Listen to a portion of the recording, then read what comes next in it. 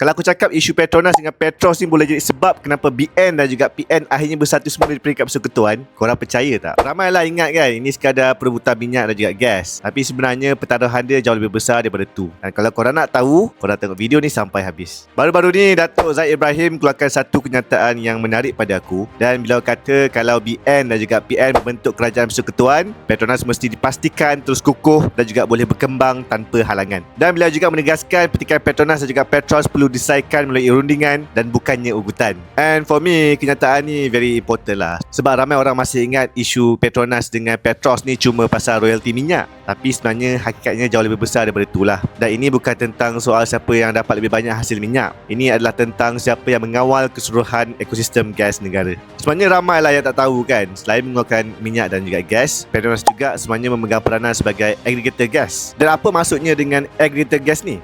Dia sebenarnya simple je. Petronas membeli gas daripada pengeluar, menyelaras bekalan, merunding harga dan kemudian menjual semula kepada pengguna industri. Long story short, dia macam Petronas ni pegang steering keseluruhan rantai bekalan gas negara lah. So macam ni lah, korang bayangkan kalau sebuah lapangan terbang tu ada dua menara kawalan yang bagi arahan kepada kapal terbang serentak, apa akan jadi?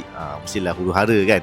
Macam tu jugalah dalam industri gas. So bila ada lebih daripada satu pihak mengawal sistem yang sama, risiko pertindihan, ketidakpastian dan juga gangguan kepada pasaran ni akan meningkat lah. Dan sebab itulah isu hari ni bukan lagi siapa yang keluarkan gas, tetapi siapa yang mengawal aliran gas negara. Kerajaan Sarawak mahu Petros ni mengambil alih fungsi aggregator gas kat negeri itulah. Tapi kalau perkara tu berlaku, implikasinya bukan kecil lah. Dan aggregator ni bukan sekadar menguruskan bekalan, dia juga sebenarnya mengawal penetapan harga dan juga penyelarasan pasaran dan juga keseluruhan rantaian nilai industri gas. Sebab itulah terdapat anggaran bahawa fungsi ini saja boleh menyumbang sekitar 10 hingga ke 20 bilion ringgit Malaysia setahun kepada Petronas. Tapi dalam masa yang sama, Petros juga dijangka membayar dividen berpuluh bilion ringgit kepada kerajaan persekutuan hampir setiap tahun. So maksudnya kalau kedudukan Petronas ini terjejas, kesannya bukan dekat syarikat itu saja. Ia boleh memberikan kesan kepada kewangan negara, keyakinan pelabur dan juga kemampuan kerajaan membiayai pembangunan. Pada Mei yang lalu, kerajaan Sarawak mengeluarkan notis undang-undang terhadap Petronas cari gali kerana didakwa beroperasi tanpa lesen negeri. And dekat sinilah aku rasa isu ni boleh berubah. Dan ini bukan lagi tentang soal pertikaian komersial. Ini dah jadi isu hubungan persekutuan dengan negeri, isu keselamatan tenaga dan juga institusi strategik negara. And yang paling menarik sebenarnya adalah semakin ramai pemimpin daripada pelbagai parti boleh mempertahankan kedudukan Petronas.